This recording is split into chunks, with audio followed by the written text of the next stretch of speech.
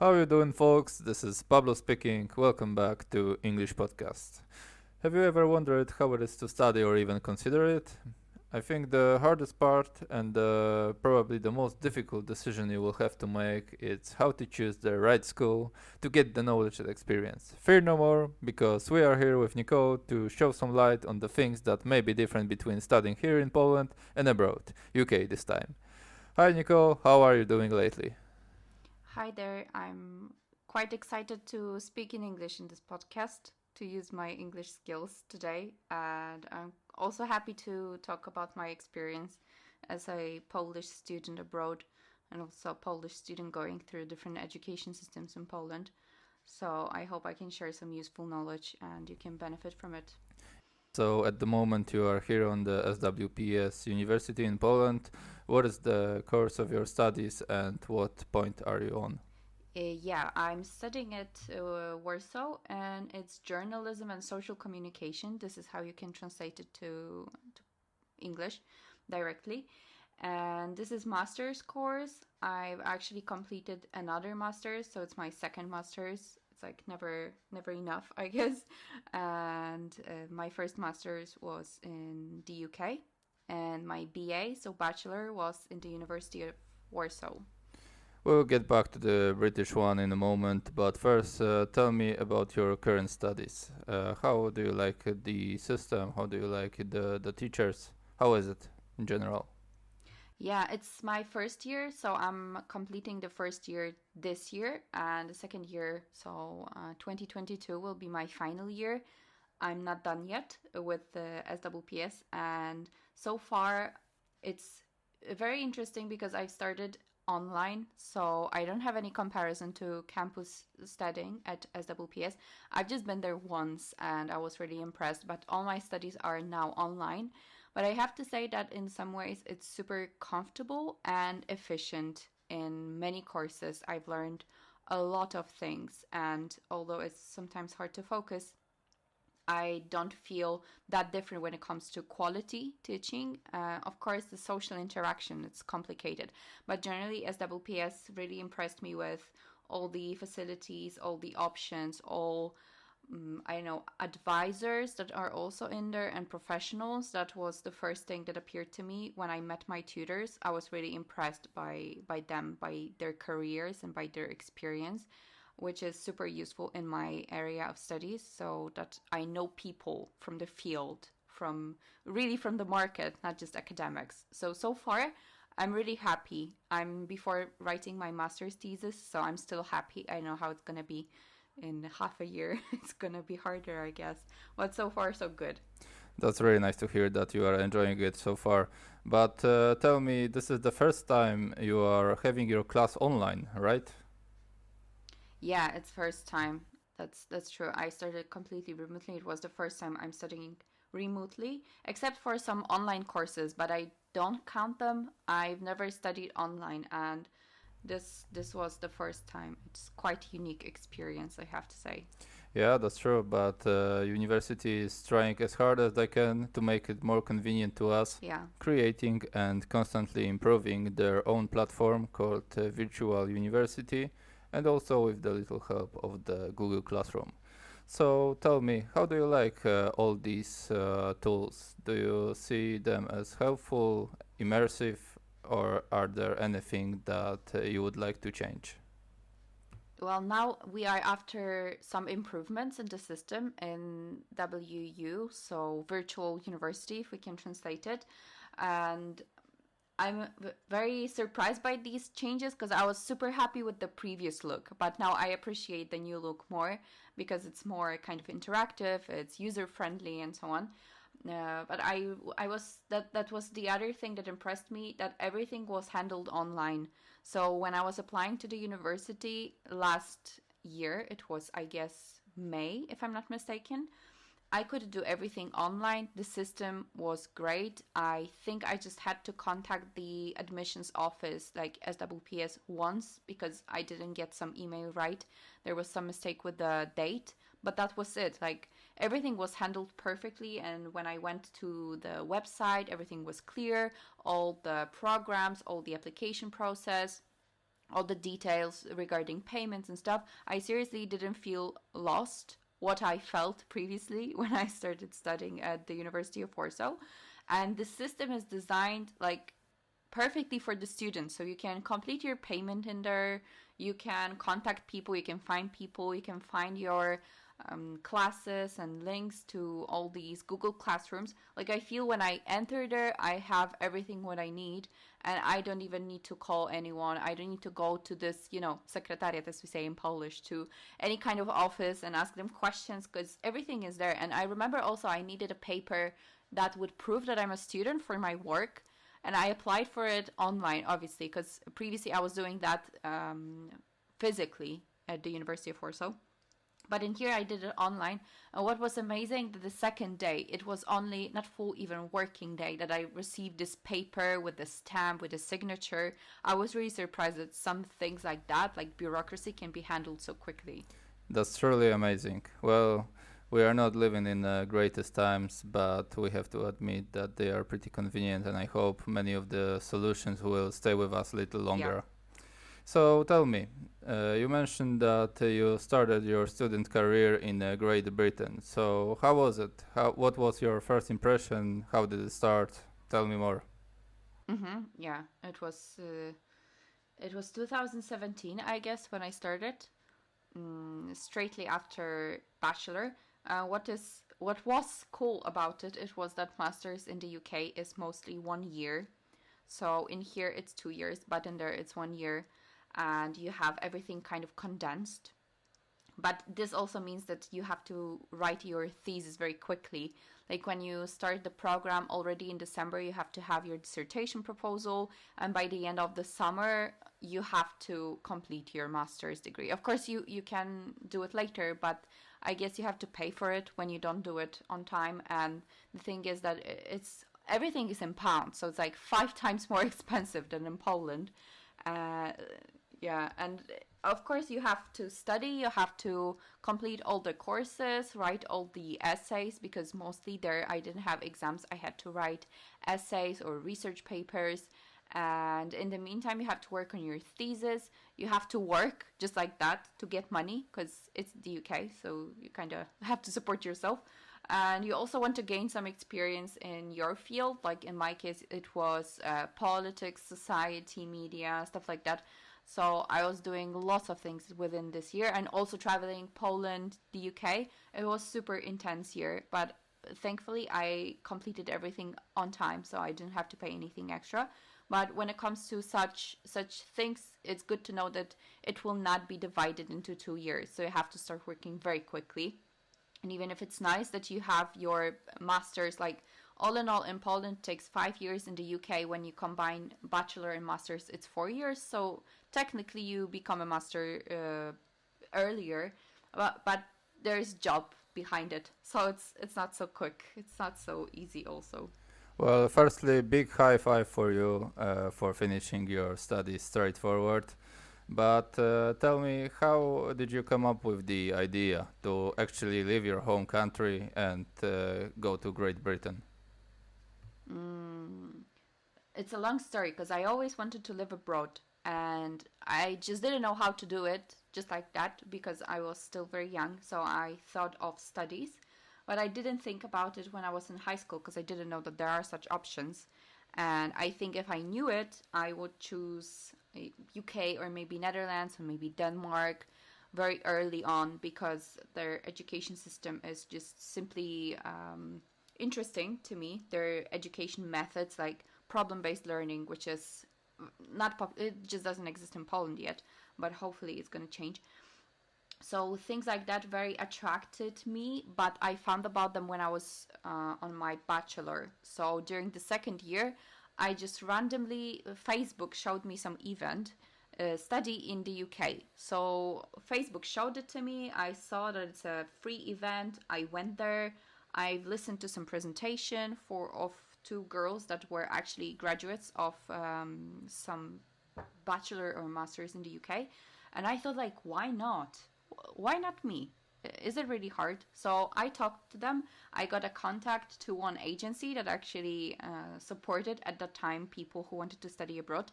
And I met with them, and it seemed like, yeah, it can be hard. It seriously can be hard. It's very expensive, and in order to get there, it's not like you just have to put your papers, because you need to have good grades, you need to have motivation letter, you need to have 2 references, the best from academic teachers or from your employers.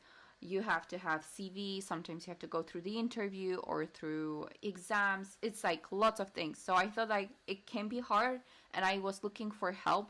And when they told me that I need to pay like something around £1,000 in order to get their support, I was like, oh hell no, it's like way too much.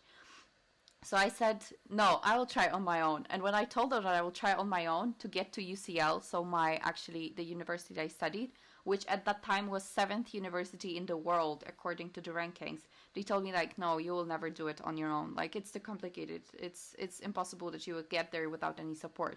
And I was thinking that maybe they're right, but why not trying? So I actually applied only for one course, only for one university, and I got there. So I don't know if I was stupid, lucky, or I really worked well on that.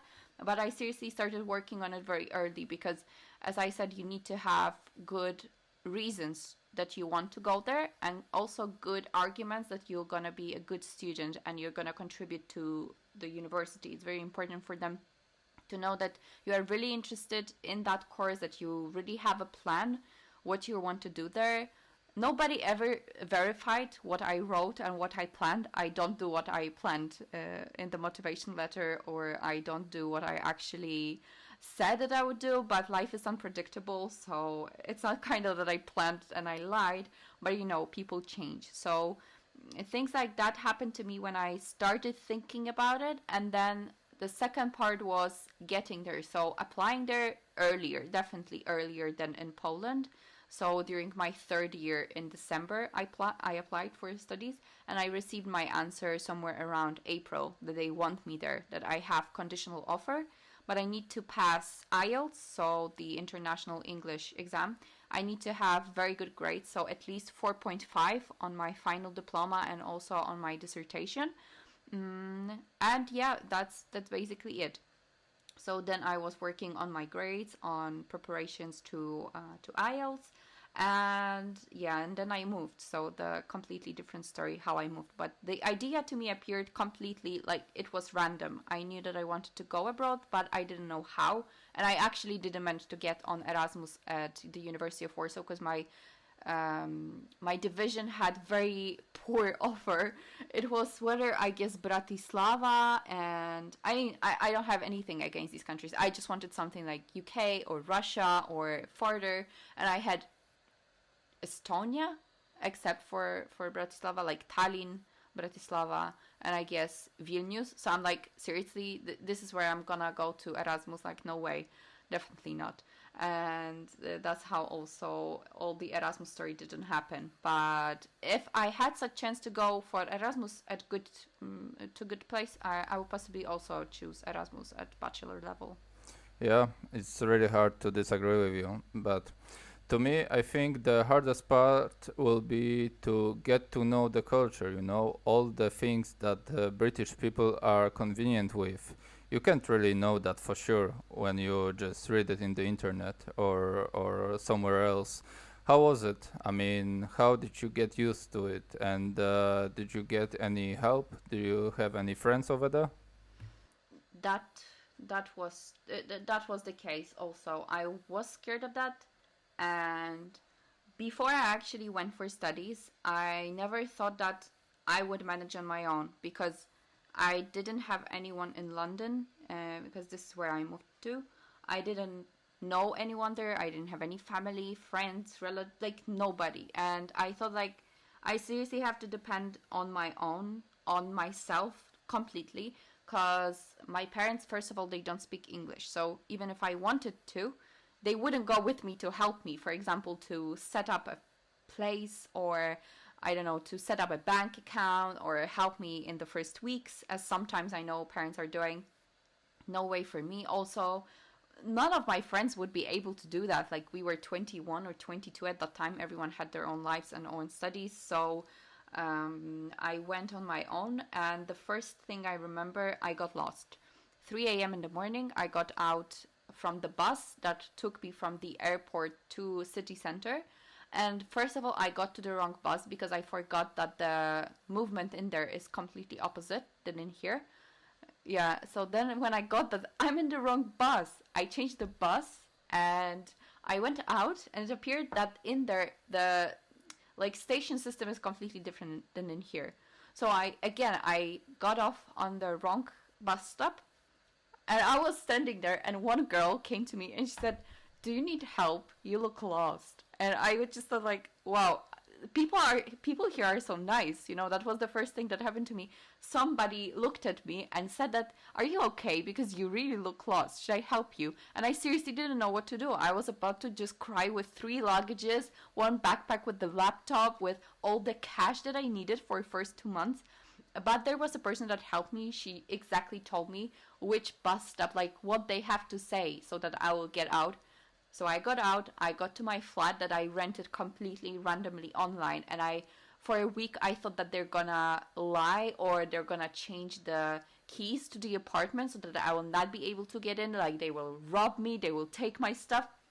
I was super scared for a week, but after that, after I realized actually I have a license, like I have a contract signed, I don't have to be afraid. Like they are normal people, like they didn't cheat or they didn't steal. But the first week was super stressful because I still didn't get how to move around the city. I didn't understand what they were talking. I couldn't understand British accent. My certificate said that I know English on C1 level, but I think when I went there, they started speaking British to me, and I was like, oh man, like, could you repeat it? And I actually, in Simple Shop, I had to ask 3 times to repeat something because I didn't understand. And sometimes 3 times didn't help because I just didn't know the word. So my fluency in English definitely changed after I moved there, after I had to speak in English literally everywhere, in the shop, at the university, with my flatmates because they were not Polish. And this like changed my level of English forever. It's never gonna be as it was, I guess, I hope. And also it just boosted because even if I was very good in English before, I think I was grammatically good, but communication skills were completely different. And this is something that I will always be thankful to this, all moving out and all studying abroad. All right, and did you catch any of the British accent, maybe? No, I actually couldn't. I mean, sometimes I do it for fun. I don't know how actually, I don't think I can do any accent. I was always kind of like jealous when my friends were speaking, and I've heard that they were, whether have like classic British accent or classic American accent. I was trying to get British accent, but completely, it didn't work. And somebody actually, when I was getting a job as an English tutor in one language school in Warsaw, when they were doing interview, they said like, yeah, you're great with English, but why don't you have a British accent? You studied in there. And I said, yeah, but British accent, generally to get an accent, you need to work on it. There are special classes to get the accent. And I was never interested in actually getting any accent. So I said like, no, I didn't get, it's not like automatic. And he said, but can you pretend to have British accent? I'm like, why? Why should I pretend? He said, it's very important for our clients. I'm like, no, I cannot pretend. I mean, even if I could, it would be definitely not good with me to pretend. So sometimes in the UK, they were telling me that your accent is a bit American. I don't think it's American. I guess it's like no country at all. I was trying to get the British accent like, oh, this is my water. But it's like, just for fun, just to make kind of jokes of the British accent, not to literally like speak. But I know that some of the words that I pronounce are American and some of them are British. Like tomato, I think I would say tomato. But for example, either or either, I would say either, and either is American. So I use completely different accents when I speak. But you cannot say that I'm from Poland, I guess, from my accent. That was actually good. They couldn't guess which country I'm from. True. If someone is on the beginning of the road to learn English, it's really easy to spot the Slavonic accent. Yeah, that's true. I studied with lots of Russians. Also, I met lots of Poles, and it was cool. Like, they spoke English very good, but you could still say that they have their accent. Like, it's audible that they have this accent. But I guess in my case, it wasn't the UK. It was lots of private tutoring since I was 7 or 8 years old. So I got rid of it very quickly. Yeah, there is also one thing that we have to remember staying in Great Britain, that there is no the constant, the same accent for everybody. Like you have, of course, people from other countries, continents, but we have to remember also about the Irish, the Scotch, and those are the people Yeah. that speak the other English that we remember. How do you get used to it? Yeah, definitely. Definitely. And Scottish accent is so crazy. I remember one time I had to call somewhere in Scotland, and I was like, I felt like it's Saturday Night Live, like this comedy American show, and they are just making fun of me because it was completely nuts how they were speaking. And I had some tutors actually. One was from Estonia, one was from Mexico, one was from Scotland. They were speaking completely differently, so it was also kind of hard to adapt some kind of accent because everyone had completely different accent. And I had also a person that was from London, but let's say from northern London, and the other person was from central London, and they had different accents. Like they even use different words. In London itself there are so many accents, and if you go to north of England, they speak different. And one of my friends asked me, actually, she was British, but she asked me, "Where do you think I'm from?" And I said, "Well, UK." And he said, "No, but which part of the UK?" And I said, "No idea." She said, "Don't you hear that I'm from northern England?" Like it's immediately you can hear it. But at that time, I didn't know that there are such accents, that it's so complicated actually, that even the spelling of words are different. I had one tutor that his name was William, but it was spelled so weirdly that it started with U, not with W, and I had to read it like 3 times. I was like, what? And then someone told me that actually it's typical Irish name. Like in Ireland, they just write names like that. So, summing up all the Yeah. experience, all the time you spent over there, how long have you been there? So I spent there 1 year exactly, and it was a year that I actually learned a lot, not only when it comes to language, not only when it comes to studies, which was very interesting experience actually in comparison with Poland. But it was a year that kind of changed me because it was very independent. It was completely different experience, and even me moving from a different city to Warsaw, which actually happened to me when I moved to bachelor. It was moving to another country, setting up your life in there, meeting all different, like literally all new people. And it was something that gave me lots of independence and also power, and I guess confidence simply. I would do it again. Obviously, it was lots of money also because studies there are not for free as in Poland at public universities. But I took loan for it. I was working, and all in all, I would say that it was definitely worth it. All right, let's talk about the British people themselves. So you mentioned about the man that helped you. I mean, asked you if everything is all right because you looked worried and lost. Can you tell that most of the people are nice? Is it some kind of the rule? I would say, yeah, most of them are, but the thing is that it's a surface.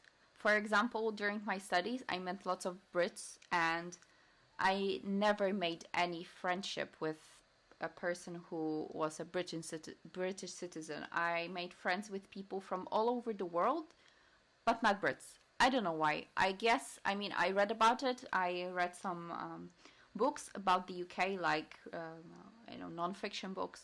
There's also a very famous book of Kate Fox. It's actually also, if you're Polish, it's translated to Polish.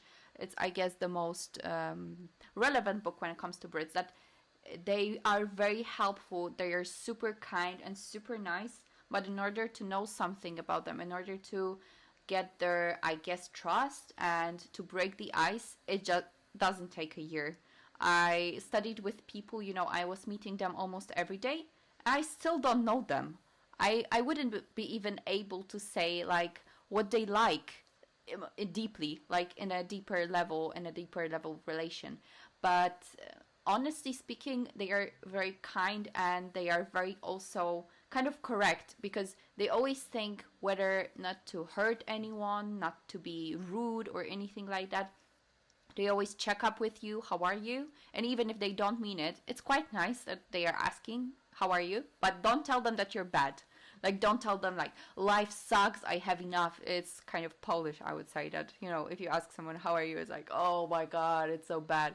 But in there, they are all good. It's always good. When we had troubles with tutors, and the group was mixed, so some people from the UK, some people from other parts of the world, when we were kind of complaining and we were saying, like, we don't like this attitude, we don't like these exercises, or we don't like the way the tutor is teaching us, we were like, no, it's great, it's amazing, yeah, it's very well done, I see she's engaged. Like, they were always finding something positive. I don't know how they do that. I don't know what they were thinking, actually, because it was really hard to get to know them, you know. That's my first impression of people from the UK. But, you know, in general, they are very, very nice and polite, because it's kind of posh. Well, there is a lot of to admire on this kind of approach, because not everywhere on the world you will find something like this. All right, and what about the university? So, did you receive any special treatment because you were a foreigner? No, at all. I mean, nobody actually cared where I'm from. Of course, we had to say where we are from, but nobody was kind of interested in, you know, how is it in Poland? Like, nobody asked me how is it in Poland. Sometimes they were just making fun that Poland is, I guess, the place that is cold, but I was like, well, we are in the UK. I guess there is no suckier place when it comes to weather. So what to compare? But that was actually something very interesting, that I didn't feel like I'm different, because everyone was different. Like, everyone was from somewhere. Everyone was with a huge story, and it was actually amazing that each person was like a walking book. That's how I call it, because each person's story was super complicated and special, and how they got there. Like, I was studying with a girl who was from Qatar.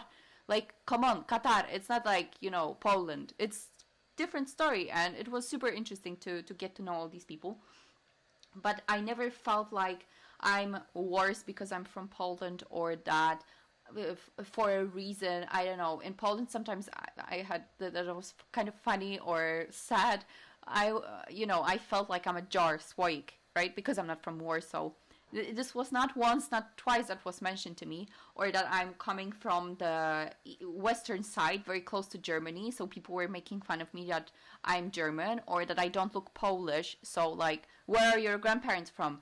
And in here, it was more that I felt like I'm different, even if I'm Polish. And in there, nobody paid attention how rich I am, who my parents are, and where I come from. It was amazing that I didn't feel this division, although we were actually in a completely different country. But again, I guess it's the case of generally London. I don't know how about other cities in the UK, but UK is multicultural, it's multinational, so nobody's that interested where you're from. In Poland, it's kind of different. When they see my name and surname, which doesn't look Polish, they whether ask me if it's a nickname or where I'm from.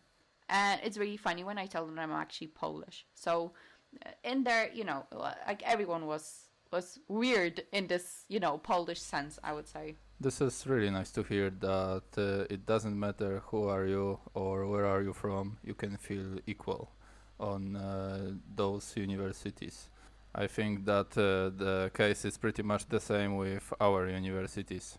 Yeah, so the Yeah, question that out was of nice. my curiosity, could you tell me what are the proportions between the British and the other nationalities on the British universities?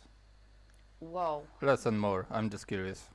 good question. I would say that, I don't want to lie, but I guess it was like 60 or even 70 international, 70% international, 30% British.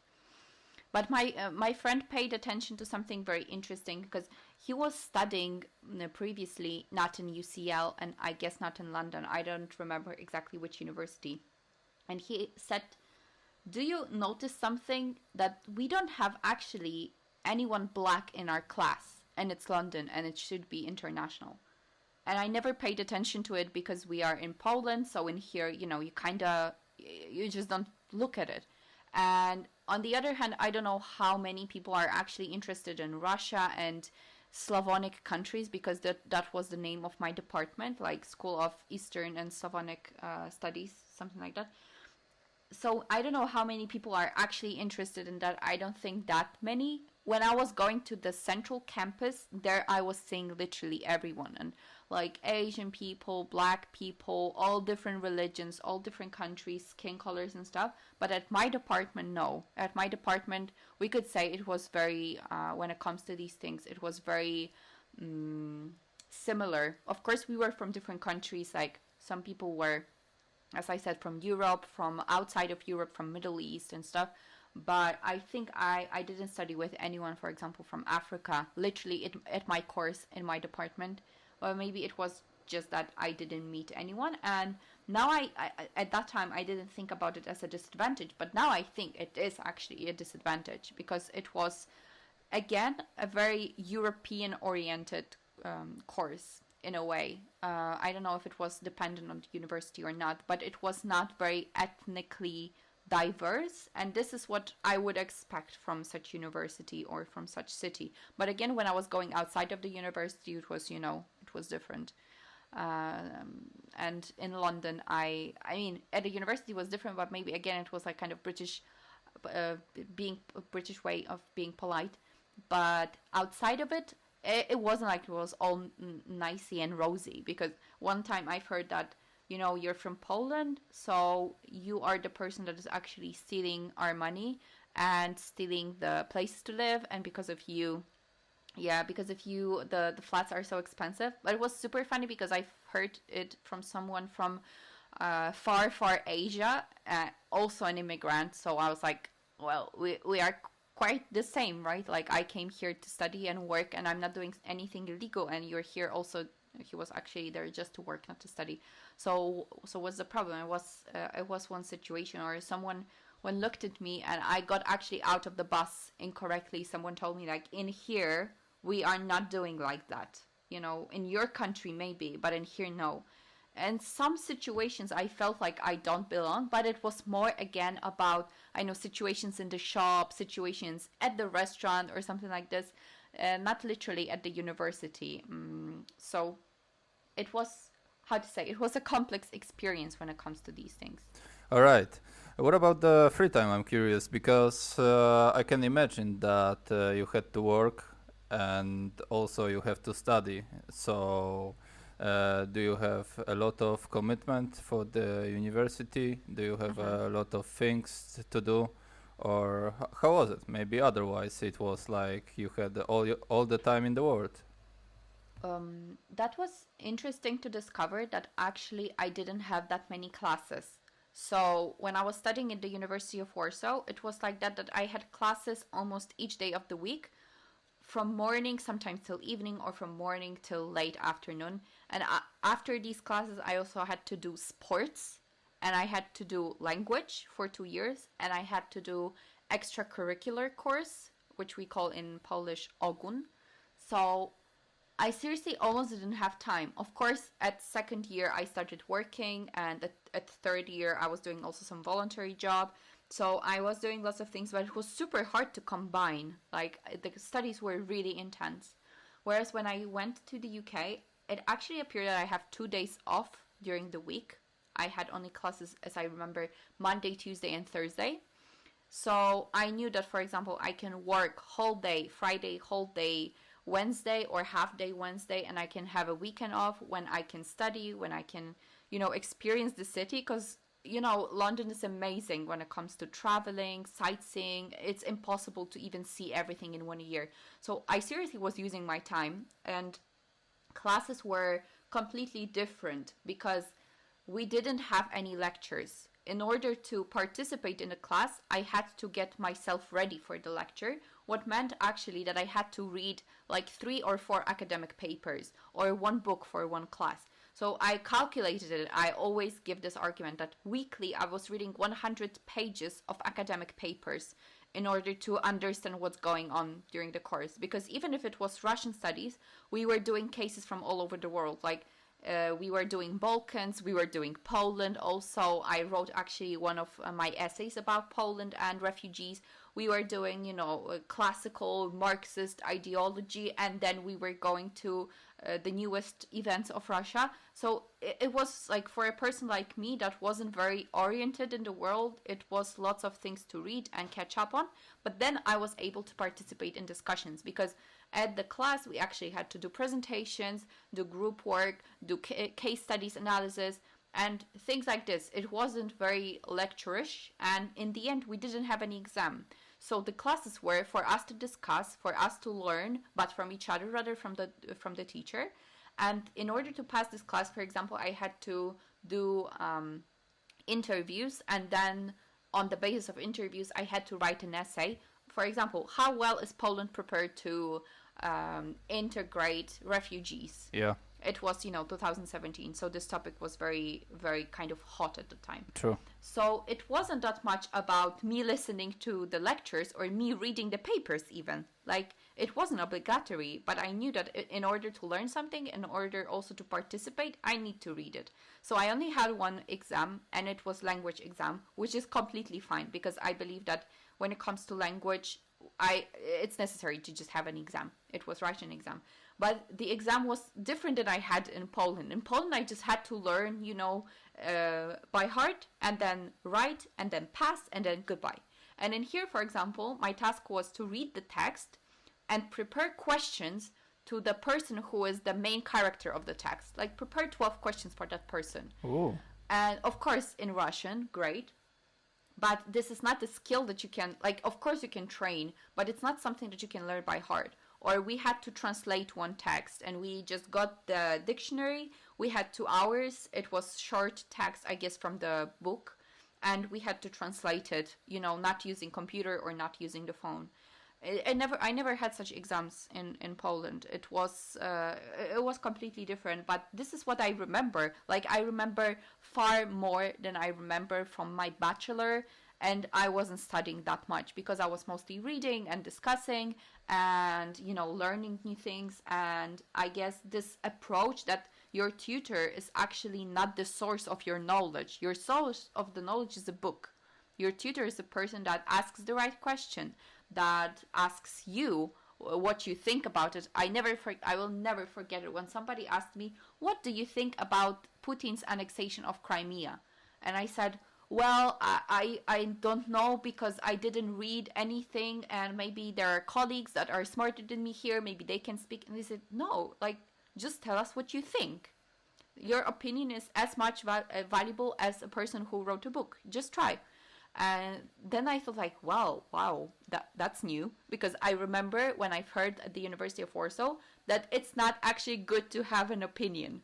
You just have to follow the knowledge. Don't have an opinion on things that are already covered by scientists. And here, no, It was what do you think of this situation? And I was like, whoa, that's kind of amazing. And this also taught me kind of critical thinking and analyzing and approaching things differently, like asking the right question or analyzing an academic paper is not just summarizing it, it's also thinking about it critically, which was never thought to me actually when I studied my bachelor. It's different right now at SWPS, but at the University of Warsaw, at my department, it was very, I would say, conservative when it comes to the teaching. And I had lots of free time, I could say, but this free time had to be spent on additional study time, additional group work, additional projects. We also had to participate in some events at the university. It was kind of obligatory. We had to be a part of, for example, press group at my department. So lots of things were going on, but I never felt like I'm overloaded. Of course, it was hard because of English also. Academic English was hard. But in order to manage all these things, I think it was possible, simply. It was hard, but possible. Yeah, I can imagine. So, one last thing about your British journey. Do you have word of advice for the people that consider moving to the Great Britain to start their new life and studies? I would have one that try to find something interesting, because when it comes to the UK, they have loads of interesting courses that you will not find anywhere in the world. If you're interested in game design, of course, it's something that you can find, but could you find virtual reality creation as a whole standing, like self-standing course? I don't think so. It's not possible. They have such combinations of courses that if I was smart enough to do my research properly, I would possibly choose something different in order to kind of reshape my career. But I wanted to follow this political social course. And in there, you have choices that you will definitely not be able to find in Poland, I guess.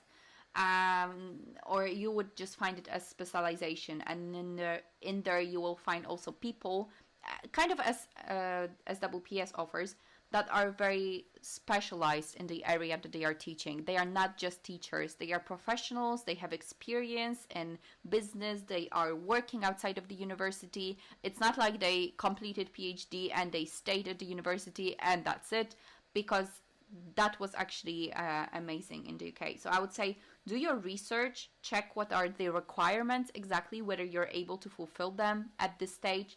Check the pricing, because pricing is important. Let's say the money doesn't grow on trees, and it's a fact, so check if it's okay for you.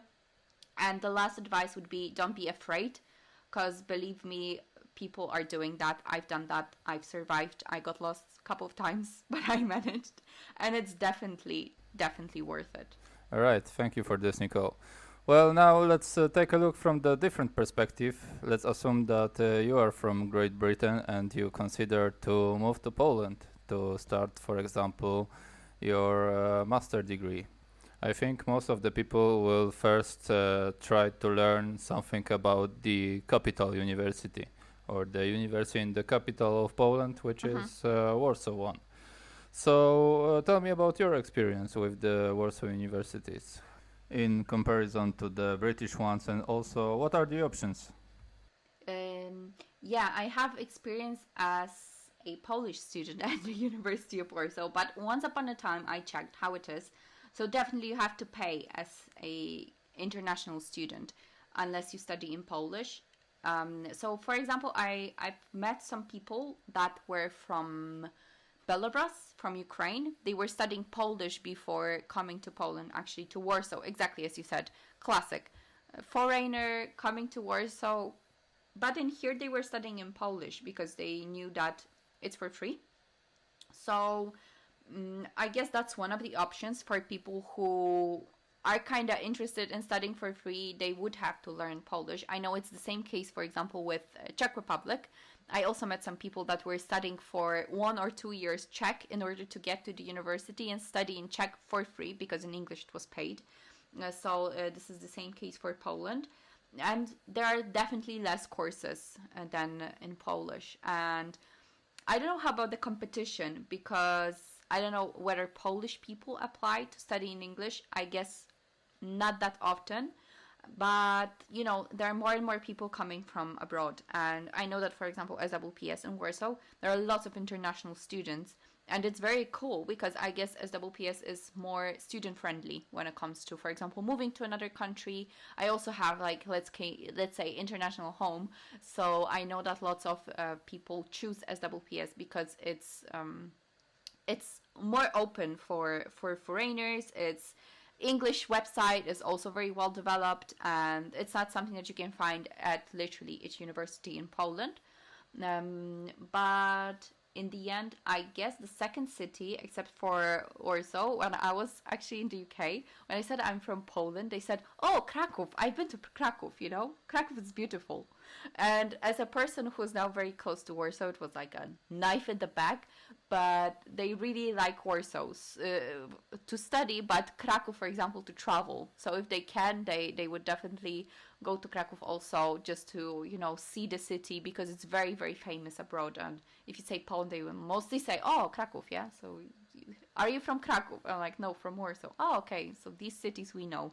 And that was also kind of truth about the level of knowledge of how Poland is. Yeah, true.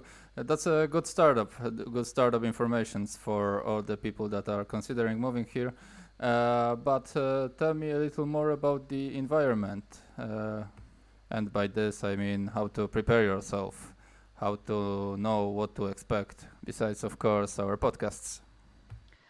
To come here to Poland, I guess when you're a European Union citizen, it's completely different than when you are from outside of European Union, because when you're from the European Union, you don't have to handle that many documents, that many legal things as you do have to complete when you are not from European Union. I also know that Poland has different kind of deals, for example, with Ukraine or Belarus than, for example, it has with Turkey.